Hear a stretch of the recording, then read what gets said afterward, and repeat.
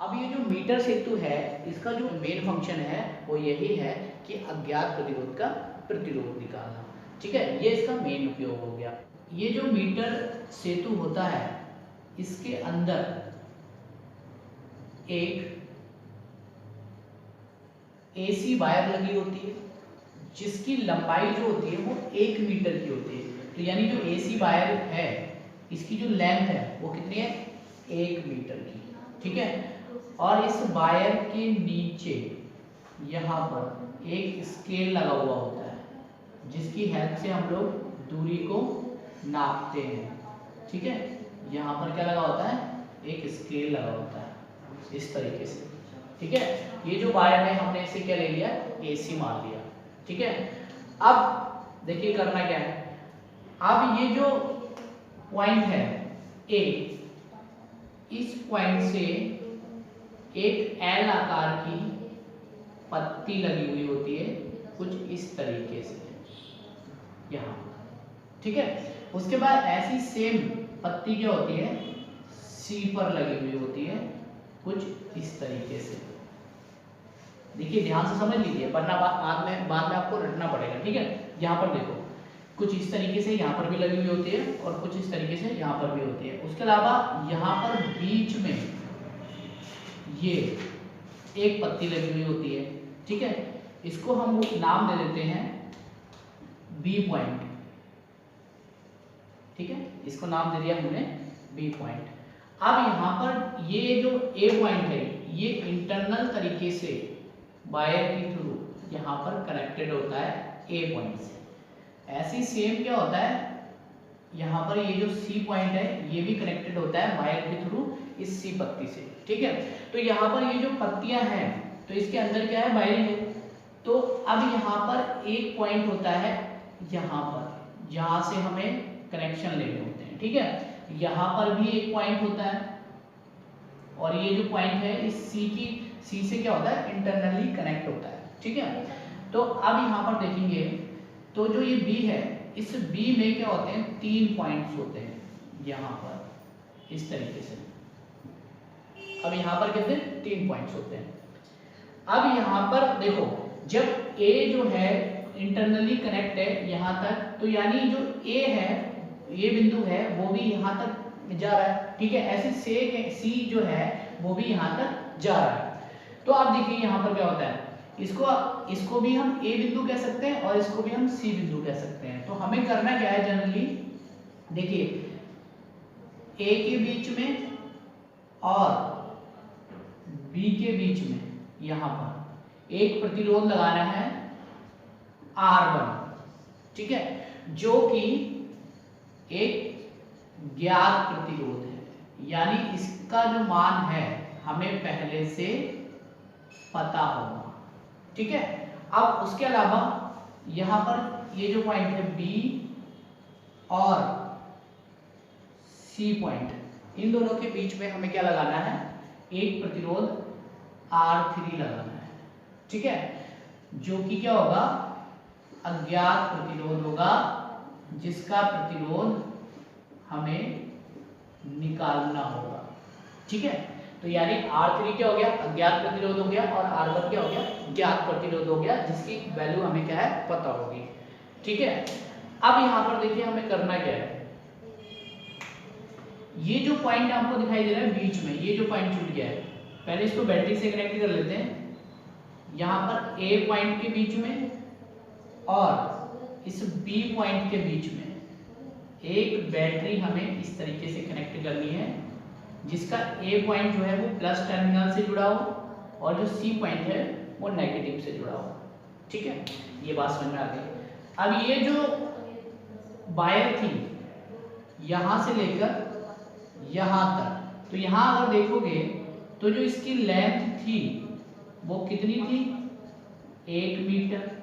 कितनी थी, 1 मीटर, जो कि बराबर होगी कितने के, 100 सेंटीमीटर के बराबर। कितने के बराबर होगी, 100 सेंटीमीटर के बराबर। 1 मीटर कह लीजिए या फिर 100 सेंटीमीटर कह लीजिए, बात एक ही है। ठीक है, तो अब देखो आपको क्या करना है, यहाँ ये जो पॉइंट बचा है बीच वाला, इससे एक वायर निकालनी है और उस वायर के अंदर, यानी कि उस वायर को आपको एक गैल्वेनोमीटर कनेक्ट कर देना है उस वायर से, ठीक है। फिर गैल्वेनोमीटर की जो वायर आएगी उस वायर को आगे की साइड ले जाके उसमें एक जॉकी लगा देना है, ठीक है। अब आप कहोगे सर जॉकी क्या है, तो देखिए jockey as like a pen, एक पेन के थ्रू होता है जो क्या होता है, एक मेटेलिक पेन होता है, मतलब मेटल का बना हुआ होता है। अगर यहाँ पर उसके करंट फ्लो कराओगे तो ये आउटपुट पे भी आपको यहाँ तक करंट मिल जाएगी, लेकिन ऊपर से क्या होती है, पीवीसी चढ़ी हुई होती है, तो करंट नहीं लगता है आपको। तो इस तरीके से उस पेन को पकड़ते हैं और इस तरीके से यहाँ पर कनेक्ट कर लेते हैं। तो यहाँ तक क्या है, ये जॉकी लगा हुआ है, ठीक है। अब आपको देखो करना क्या है, अब हमें यहाँ पर लेंथ निकालनी है। और सबसे पहले एक चीज बता देता हूँ, बेसिक नियम बता देता हूँ जो यहाँ पर लगने वाला है। अब देखिए बेसिक नियम क्या लगेगा, इससे पहले हमने जो पढ़ा था वो पढ़ा था व्हीटस्टोन सेतु, ठीक है।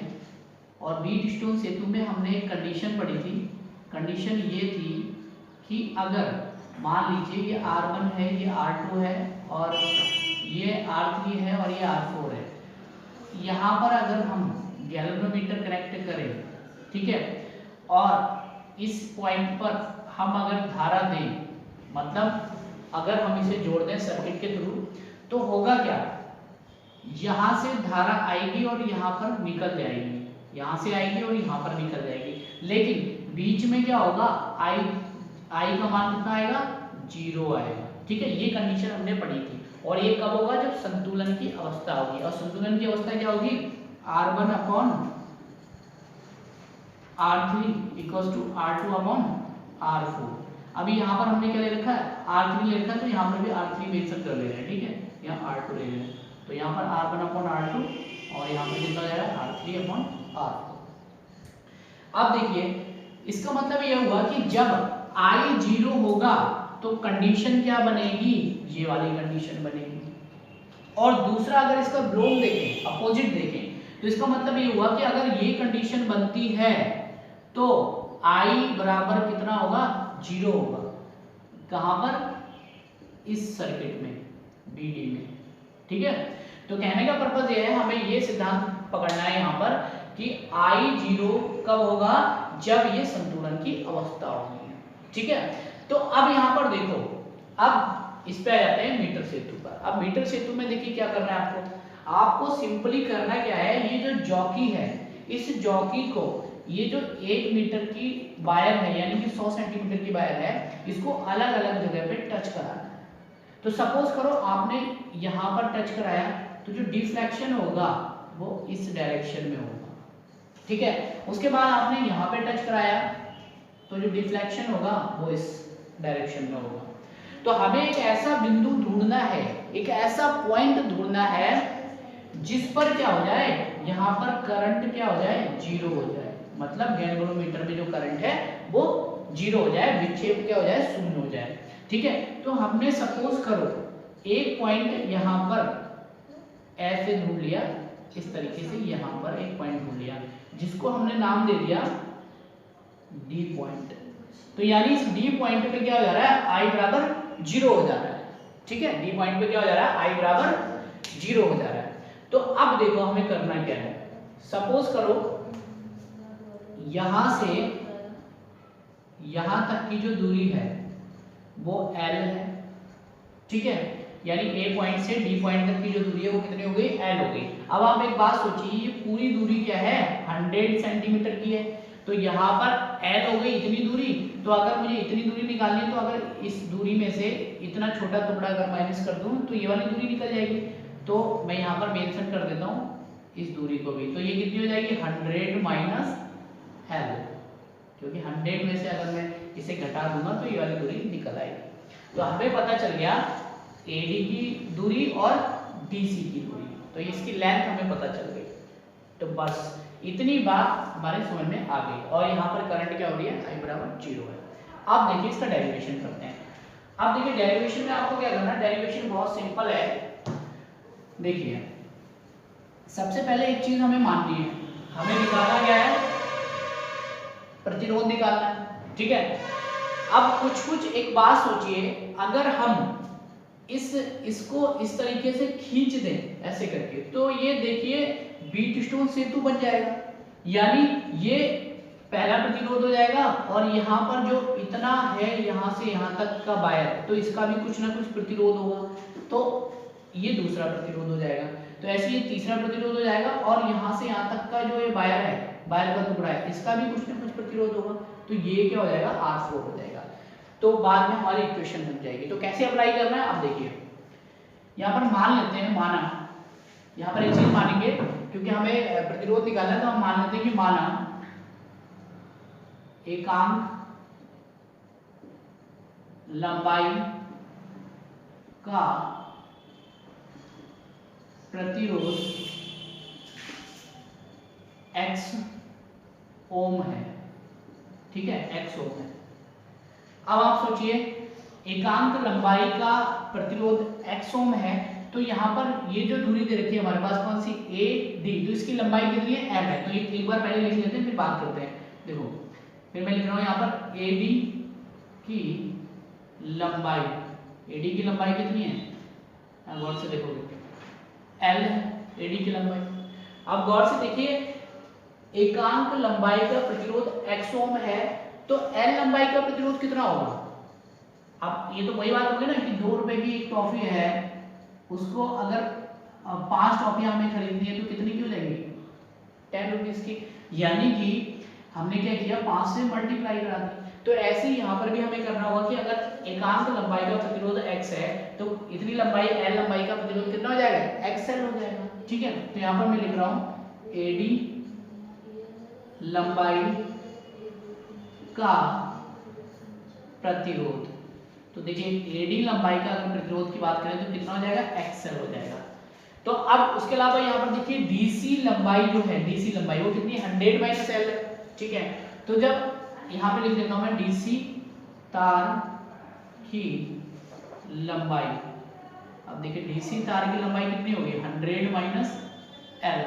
इसका अगर प्रतिरोध निकालेंगे तो कितना हो जाएगा, DC तार का प्रतिरोध। अब देखिए DC तार का प्रतिरोध अगर हम निकालें तो x से मल्टीप्लाई कराएंगे 100 माइनस L की, तो देखिए ये हो गया x 100 माइनस L।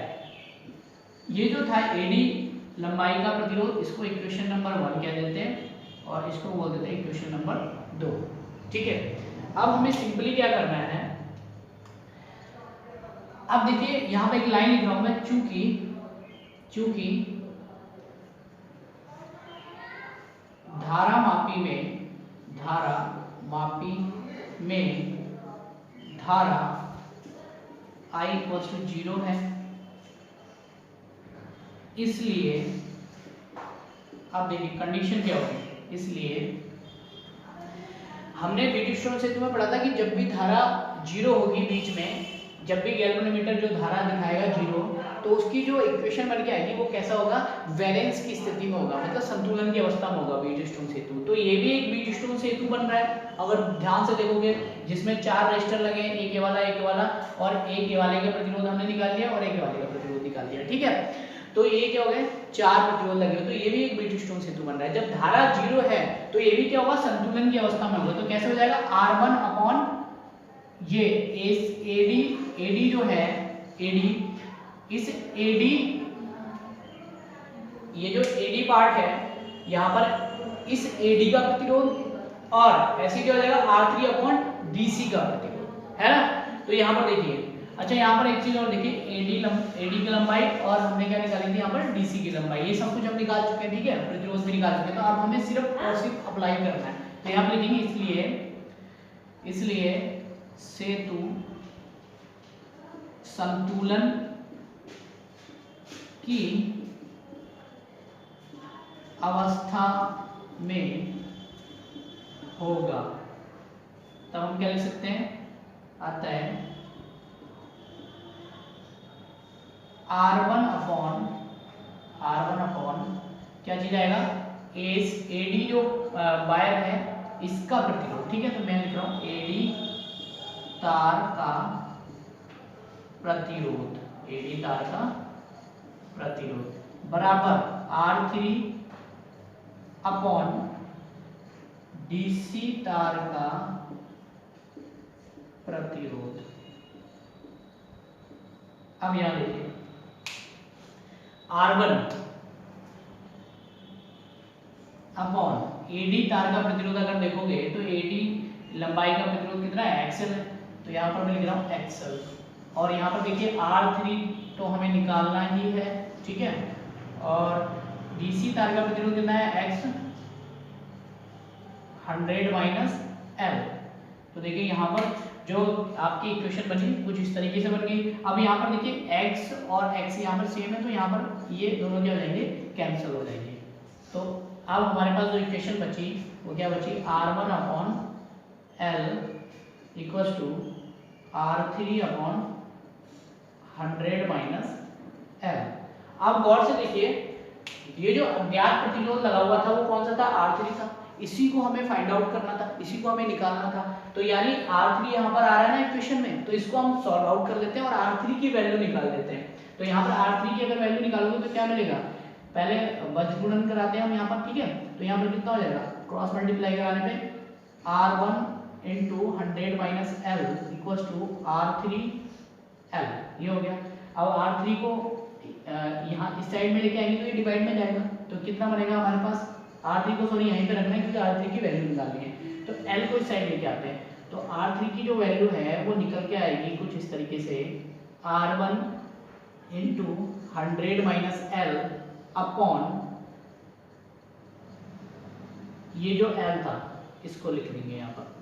तो ये देखिए R3 की वैल्यू निकल के आ गई। या फिर आप इसे ऐसे भी लिख सकते हैं, R3 equals to 100 minus L upon L into R1। तो यहाँ पर देखिए ये वैल्यू निकल कर आती है आपकी। तो देखिए मीटर सेतु में हमें किसकी वैल्यू निकालनी थी, R3 की वैल्यू निकालनी थी एक अज्ञात प्रतिरोध की। तो देखिए हमने R3 की वैल्यू यहाँ पर निकाल दी।